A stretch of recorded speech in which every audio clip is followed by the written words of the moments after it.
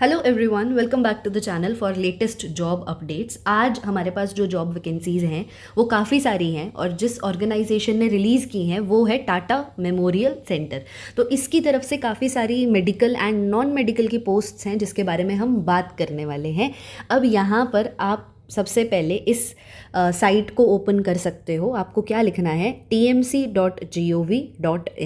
उसके बाद पहला रिजल्ट आएगा, आपका यही ओपन हो जाएगा। ठीक है, हम जो बात करेंगे वो हम बात करेंगे यहाँ पर हमारे पास ये रहा, medical and non medical posts from eligible candidates of Indian nationality. ठीक है, तो अब अगर आप अपना करियर परस्यू करना चाहते हो टीएमसी में तो आप यहाँ पर अप्लाई कर सकते हो। जो डेट शुरू है वो है यहाँ पे 10 तारीख को शुरू हो चुकी है यहाँ पर एप्लीकेशन की डेट, और 11 July is the last date. अब यहाँ पर देखो मल्टीपल पोस्ट्स हैं। ठीक है, यहाँ पर आपको पोस्ट नज़र आने वाली है साइंटिफिक ऑफिसर की, टेक्नीशियन की पोस्ट की। जो टेक्नीशियंस की यहाँ पर जॉब है उसमें अगर आपने 10+ किया हुआ है या आप 12th प्लस हो तो आप उसके लिए अप्लाई कर सकते हो। लेकिन हाँ, उसके साथ आपको थोड़ा इन्होंने रिलेवेंट एक्सपीरियंस जो है वो भी पूछा हुआ है। तो 10+ और 12+ भी अगर कोई है तो वो भी यहाँ पर अप्लाई कर सकते हैं। और नर्स के लिए भी पोस्ट है।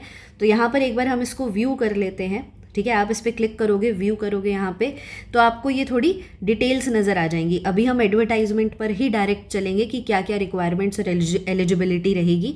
आप इसको देख सकते हो। बस आपको ये ध्यान रखना है कि लास्ट डेट जो है वो 11 जुलाई है। ठीक है, इन्होंने यहाँ पर पोजीशंस अवेलेबल बता दी हैं कि बहुत सारी जो पोजीशंस हैं वो इनके पास अवेलेबल है। तो मैंने आपको जैसे बता ही दिया, साइंटिफिक ऑफिसर की है, टेक्नीशियन की है, एडमिनिस्ट्रेटिव जॉब है और आपकी नर्स के लिए जॉब है। ठीक है, तो यहाँ पर एक एक करके इन्होंने सारी जॉब्स बताई हुई हैं। तो अभी मैं डायरेक्ट एडवर्टाइजमेंट ओपन करती हूँ, उसमें हम बात करेंगे एक्सपीरियंस की। अगर मैं यहाँ पर बात करूँ तो मिनिमम एक्सपीरियंस मोस्टली जो पोस्ट में मांगा गया है वो 1 ईयर का मांगा गया है। ठीक है, कि आपका लैब में हो या फिर आपका कहीं हॉस्पिटल में, अच्छे हॉस्पिटल में ये एक्सपीरियंस रहा हो। ठीक है, और आपकी एजुकेशनल क्वालिफिकेशंस, अगर हम साइंटिफिक ऑफिसर की बात करें तो जितने भी एमएससी स्टूडेंट्स हैं, मास्टर स्टूडेंट्स हैं, जूलॉजी, बॉटनी, माइक्रोबायोलॉजी, बायोटेक्नोलॉजी, ये सब इसके लिए एलिजिबल हैं। ठीक है, तो ये सब डिटेल्स हम एडवर्टाइजमेंट के थ्रू ही एक बार देख लेते हैं। आपको क्या करना है, यहाँ पे आप जाओ, बिल्कुल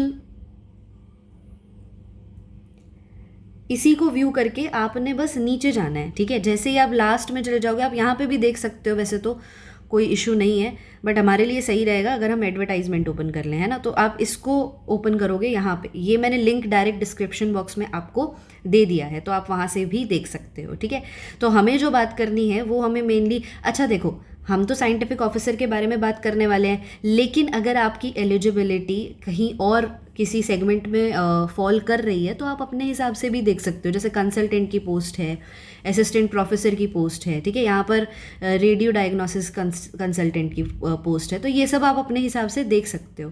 the post that I am going to talk about is your scientific officer. यहाँ पे आ जाओ, यहाँ से 17 से देखो, ये रही साइंटिफिक ऑफिसर की पोस्ट। ठीक है, यहाँ पे ये रेडियो डायग्नोसिस में है। ठीक है, यहाँ पर लेवल पे स्केल बता दिया इन्होंने कि भाई आपका ये जो है ये इतना रहेगा लेवल ऑफ पे। ठीक है, इतना आपका रहने वाला है।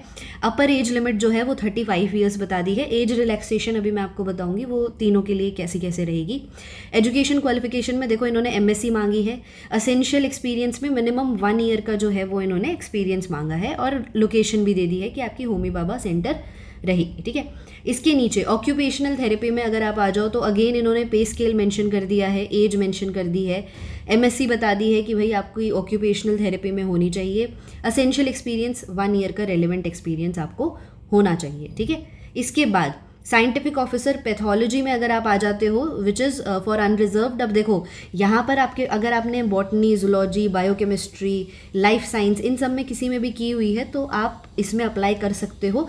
इवन जो एमटेक अगर किसी ने इन सब सब्जेक्ट्स में से की हुई है तो आप कर सकते हो। ठीक है, असेंशियल एक्सपीरियंस में एटलीस्ट 1 ईयर का एक्सपीरियंस आपको होना चाहिए। ठीक है, या तो एक लेबोरेटरी में रहा हो या फिर आप जो लेबोरेटरी में किसी बड़े हॉस्पिटल की आपका वो एक्सपीरियंस रहना चाहिए। ठीक है, और अगर कैंडिडेट्स के पास प्रोफिशिएंसी है in English language, computer skills and who are well conversant with quality assurance तो आपको उसको प्रेफर किया जाएगा।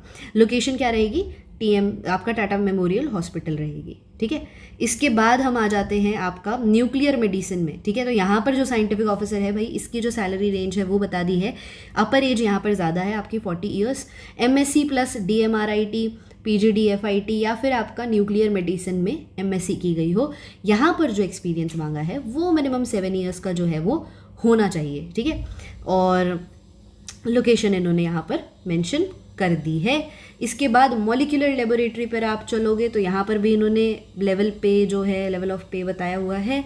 एज बताई है, यहाँ PhD डिग्री होनी चाहिए विद 1 ईयर ऑफ एक्सपीरियंस, ठीक है।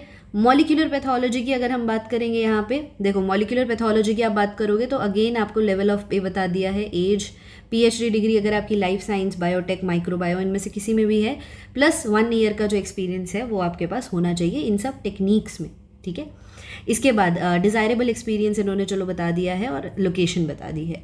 तो ये सारी आपकी साइंटिफिक ऑफिसर की पोस्ट हैं। आप अपने हिसाब से, आपकी एलिजिबिलिटी के हिसाब से, आपकी एजुकेशन क्वालिफिकेशन के हिसाब से आप उसको रिस्पेक्टिवली फिल कर सकते हो। इसका पूरे का एडवर्टाइजमेंट का लिंक जो है वो मैंने डिस्क्रिप्शन बॉक्स में अटैच कर दिया है, आप अपने हिसाब से इसको देख सकते हो, ठीक है। साइंटिफिक ऑफिसर ट्रायल कोऑर्डिनेटर के लिए यहाँ पर है, ठीक है। इसमें 1 for OBC, 1 for SC, MSc आपकी क्लिनिकल रिसर्च या इसमें होनी चाहिए। उसके बाद 1 ईयर ऑफ एक्सपीरियंस भी इन्होंने मांगा हुआ है, ठीक है। रेडियो डायग्नोसिस, तो ये सब आप अपने हिसाब से यहाँ पर एक बार रीड आउट कर सकते हो। इंफॉर्मेशन टेक्नोलॉजी में भी है यहाँ पर हमारे पास, ठीक है। साइंटिफिक असिस्टेंट की पोस्ट आ जाती है यहाँ पर आपके। इन्होंने लेवल ऑफ पे बता दिया है, एज बता दी है। यहाँ पर इन्होंने क्या क्या एजुकेशनल क्वालिफिकेशंस है वो बता दी हैं। एसेंशियल एक्सपीरियंस 2 साल का जो है वो मांगा हुआ है, ठीक है। इसके बाद हम जिसके बारे में और बात कर सकते हैं वो है आपकी, जैसे ये टेक्नीशियन की जो पोस्ट्स हैं, ठीक है। यहाँ पर जो टेक्नीशियन की पोस्ट है इसमें लेवल ऑफ पे बता दिया, एज बता दी है।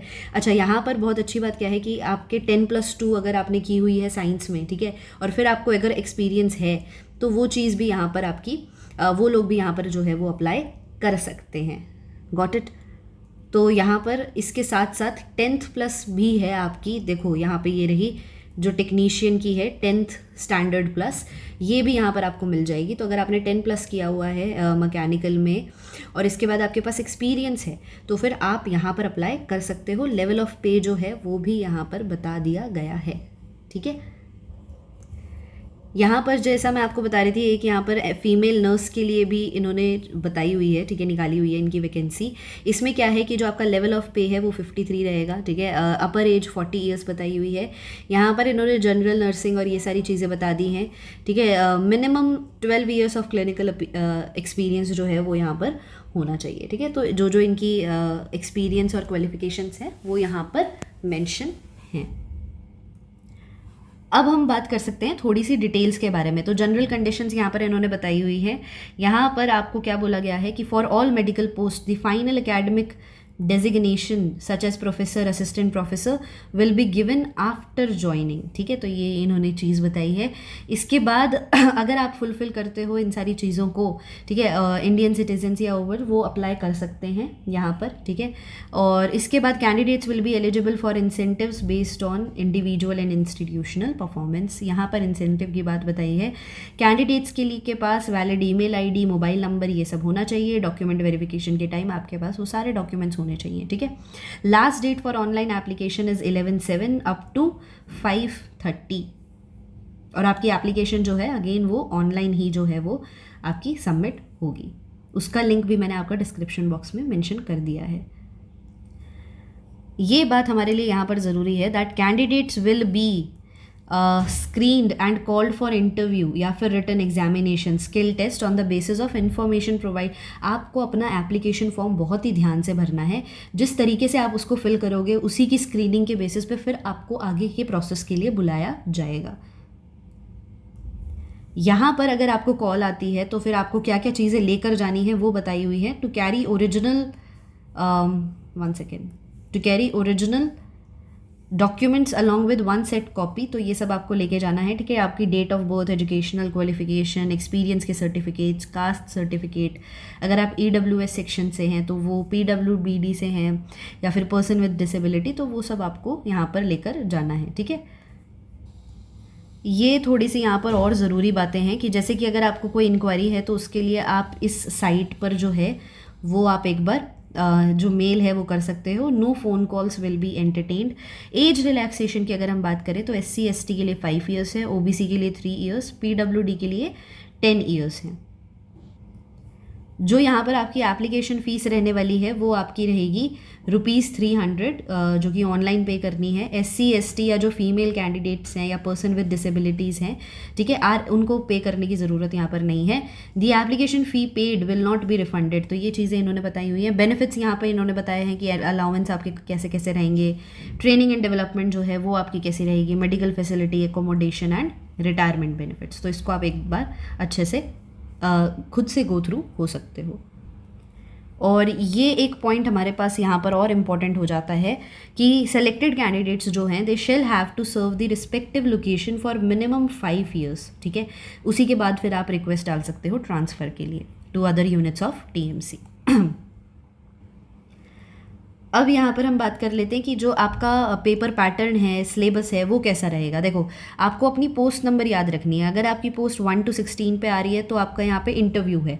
पेपर पैटर्न यहाँ पे इन्होंने नहीं बताया, सिलेबस भी नहीं बताया, ठीक है। और अगर आप जगह देखोगे तो वहाँ पे जैसे किसी अगर आपकी 28 to 30 post number serial number में फॉल कर रही है तो उसके लिए रिटन एग्जामिनेशन है, स्किल टेस्ट है, ठीक है, 100 मार्क्स का MCQ टेस्ट है। फिर उसके बाद जो सिलेबस है वो इन्होंने यहाँ पर थोड़ा सा मेंशन कर दिया कि आपके रिस्पेक्टिव एरिया के हिसाब से ही जो सिलेबस है वो रहेगा, ठीक है।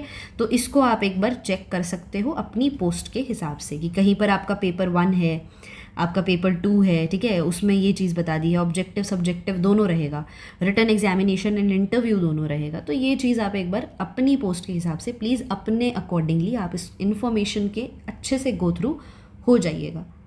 आई होप आपके लिए ये वीडियो हेल्पफुल रही होगी। Thank you for watching till now and all the very best.